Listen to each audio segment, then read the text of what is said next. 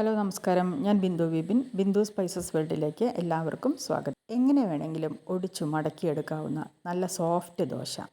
രാവിലെ ഉണ്ടാക്കിയാൽ വൈകുന്നേരം വരെയും ഇതേപോലെ സോഫ്റ്റായിട്ടിരിക്കുന്ന നല്ല ടേസ്റ്റി ആയിട്ടുള്ള ദോശ. രാവിലെ ജോലിക്കൊക്കെ പോകുന്നവർക്ക് ഇതുപോലെ ദോശ ഉണ്ടാക്കി വെച്ചാൽ വൈകുന്നേരം കുട്ടികൾ വരുമ്പോൾ ഇതേപോലെ സോഫ്റ്റായിട്ട് ഉണ്ടാവും. ഇങ്ങനെ നല്ല സോഫ്റ്റ് ദോശ ഉണ്ടാക്കണമെങ്കിൽ അതിൻ്റെ മാവും അതുപോലെ സോഫ്റ്റ് ആയിരിക്കണം. തലേ ദിവസം അരച്ച് വെച്ച മാവ് രാവിലെ നോക്കുമ്പോൾ ഇതുപോലെ നന്നായി ഇങ്ങനെ പതഞ്ഞ് നല്ല സോഫ്റ്റായിട്ടിരിക്കുന്ന മാവ്. ഇതുപോലത്തെ മാവ് കൊണ്ട് ദോശ ഉണ്ടാക്കുമ്പോഴാണ് നമുക്ക് അതേപോലെ നല്ല സോഫ്റ്റ് തട്ടിൽ കുട്ടി ദോശ എന്നൊക്കെ പറയാവുന്ന പോലെ നല്ല കുട്ടി കുട്ടി ദോശകൾ നല്ല സോഫ്റ്റായിട്ട് കിട്ടുക. അപ്പോൾ എങ്ങനെയാണ് ഈ മാവ് തയ്യാറാക്കുന്നതെന്ന് നമുക്ക് നോക്കാം. ഇതിന് വേണ്ടിയിട്ട് ഒരു പാത്രത്തിലേക്ക് 1.5 കപ്പ് പച്ചരി ഇട്ട് കൊടുക്കാം. അരിയൊക്കെ എടുക്കുമ്പോൾ എപ്പോഴും നല്ല ഫൈനായിട്ടുള്ള അരി എടുക്കാൻ ശ്രദ്ധിക്കണം. പഴക്കമുള്ള അരിയൊന്നും എടുക്കരുത്. പിന്നെ 1 കപ്പ് പുഴുക്കല്ലരി, ഞാൻ ഇഡ്ഡലി റൈസാണ് എടുക്കുന്നത്. അതും നല്ല പഴക്കമില്ലാത്ത നല്ല സൂപ്പർ ഇഡ്ഡലി റൈസ് തന്നെ എടുക്കാം. ഇനി ഇതിലേക്ക് 1/2 കപ്പ് ഉഴുന്നിട്ട് കൊടുക്കാം. 1 ടീസ്പൂൺ ഉലുവ. ഇതെല്ലാം ഒരു പാത്രത്തിലേക്ക് തന്നെ ഇട്ട് കൊടുത്താൽ മതി. ഇനി ഇത് നന്നായിട്ട് കഴുകി വൃത്തിയാക്കിയതിന് ശേഷം വെള്ളമൊഴിച്ച് മിനിമം 4 മണിക്കൂറെങ്കിലും കുതിർത്തി വെക്കണം. ഞാനിത് 6 മണിക്കൂർ കുതിർത്തി. ഇനി ഇത് അരച്ചെടുക്കണം. അരച്ചെടുക്കാൻ വേണ്ടി ഇതിൻ്റെ കൂടെ 1/2 കപ്പ് ചോറും കൂടി ചേർക്കണം. ഞാൻ മിക്സിയുടെ ജാറിലിട്ടിട്ടാണ് അരച്ചെടുക്കുന്നത്. അതുകൊണ്ട് തന്നെ ഇത് ഒരു ട്രിപ്പിന് അരച്ചെടുക്കാൻ പറ്റില്ല, 2 ട്രിപ്പായിട്ടാണ് അരച്ചെടുക്കുന്നത്.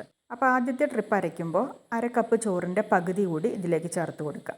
ആവശ്യത്തിന് കുറേശ്ശെ വെള്ളം ഒഴിച്ചു കൊടുത്ത് അരയ്ക്കുക. അരച്ച മിശ്രിതം ഒരു പാത്രത്തിലേക്ക് ഒഴിച്ചു കൊടുക്കാം. അങ്ങനെ 2 ട്രിപ്പായിട്ട് ഇത് അരച്ചെടുത്തു. ഇനി ഈ മാവ് നന്നായിട്ടൊന്ന് കലക്കി വെക്കണം. ആവശ്യത്തിന് ഉപ്പിട്ട് കൊടുത്ത് മിക്സിയുടെ ജാറൊക്കെ കഴുകിയ വെള്ളം അതിലേക്ക് ഒഴിച്ചു കൊടുത്തു. ആവശ്യമെങ്കിൽ കുറച്ചും കൂടി വെള്ളം ചേർത്തിട്ട് ഇത് നന്നായിട്ട് കലക്കി വയ്ക്കാം. ഞാനിത് ദോശയ്ക്കാണ് അരച്ച് വയ്ക്കുന്നത്. അതുകൊണ്ട് തന്നെ ഇത് പോരാന്ന് തോന്നുന്നുണ്ടെങ്കിൽ ആവശ്യത്തിന് വെള്ളം ആഡ് ചെയ്ത് കൊടുക്കാം. കൈ കൊണ്ടോ അല്ലെങ്കിൽ ഇതുപോലെ ഒരു തവി കൊണ്ടോ നമുക്കിത് ഇളക്കി വയ്ക്കാവുന്നതാണ്. പക്ഷേ ഇളക്കുമ്പോൾ നന്നായിട്ട് ഇളക്കി വയ്ക്കാൻ ശ്രദ്ധിക്കണം. ഒരു 5 മിനിറ്റ് 10 മിനിറ്റൊക്കെ ഇത് നന്നായിട്ടിങ്ങനെ നന്നായി ഇളക്കി വയ്ക്കണം. അങ്ങനെ ഒരു 10 മിനിറ്റ് അത് നന്നായിട്ട് ഇളക്കിയതിന് ശേഷം അടച്ച് അവിടെ വയ്ക്കുക. ഞാനിത് രാത്രിയാണ് വെക്കുന്നത്. രാവിലെ എടുത്ത് നോക്കുമ്പോൾ ഇതുപോലെ നല്ല സോഫ്റ്റായിട്ടുള്ള മാവ് നമുക്ക് കിട്ടും. നല്ല സോഫ്റ്റായിരിക്കും. നല്ല ഇങ്ങനെ എന്താ പറയുക, പതഞ്ഞിട്ട് നല്ല സോഫ്റ്റായിട്ടുള്ള മാവാണ് കിട്ടിയിട്ടുള്ളത്. അപ്പോൾ ഈ മാവ് കാണുമ്പോൾ തന്നെ നമുക്കറിയാം ഇത് നല്ല ടേസ്റ്റി ആയിട്ടുള്ള ദോശ നമുക്ക് ഉണ്ടാക്കാൻ പറ്റും എന്നുള്ളത്. ഇനി സാധാരണ പോലെ ഒരു ദോശ തവ അടുപ്പത്ത് വയ്ക്കുക.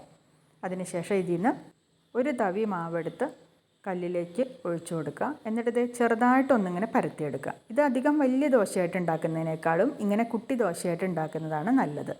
അപ്പോഴാണ് നല്ല സോഫ്റ്റായിട്ട് കിട്ടുക.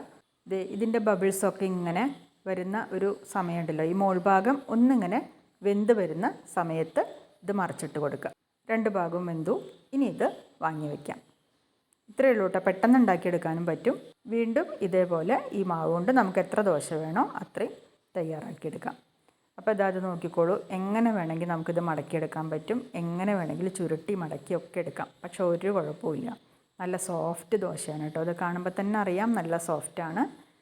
അതേപോലെ തന്നെ കഴിക്കാനും നല്ല ടേസ്റ്റിയാണ്. പിന്നെ ഇത് രാവിലെ തൊട്ട് വൈകുന്നേരം വരെ ഇതേ സോഫ്റ്റ്നെസ്സോട് കൂടി തന്നെ ഇരിക്കും. സാധാരണ ദോശയൊക്കെ നമ്മൾ ഉണ്ടാക്കി വെച്ച് കഴിഞ്ഞാൽ കുറച്ച് സമയം കഴിയുമ്പോൾ അതൊന്ന് ഡ്രൈ ആവും, ഹാർഡാവും ഒക്കെ ചെയ്യുമല്ലോ. പക്ഷേ ഈ ദോശ അങ്ങനെ ആവില്ല. വളരെ സോഫ്റ്റായിട്ട് തന്നെ ഇരിക്കും. നല്ല സോഫ്റ്റായിട്ട് തന്നെ ഇരിക്കും.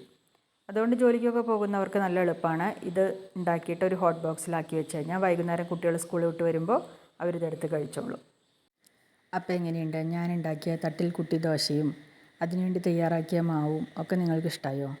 ഇഷ്ടമായെങ്കിൽ ലൈക്ക് ചെയ്യാനും നിങ്ങളുടെ അഭിപ്രായങ്ങൾ കമൻറ്റ് ചെയ്യാനും മറക്കരുത്. പിന്നെ ഇത് ആർക്കെങ്കിലും പ്രയോജനപ്പെടുന്ന തോന്നുകയാണെങ്കിൽ ഒന്ന് ഷെയർ ചെയ്ത് കൊടുക്കണേ. ഇത് സാധാരണ ചട്നിയും സാമ്പാറും ഉള്ളിച്ചമ്മന്തിയും ഒക്കെ കൂട്ടി കഴിക്കാൻ പറ്റുന്ന നല്ല ടേസ്റ്റിയായ ഒരു ദോശയാണ്. അപ്പോൾ അടുത്ത വീഡിയോയിൽ നമുക്ക് വീണ്ടും കാണാം. വീഡിയോ കണ്ട് സപ്പോർട്ട് ചെയ്ത എല്ലാവർക്കും നന്ദി. നമസ്കാരം.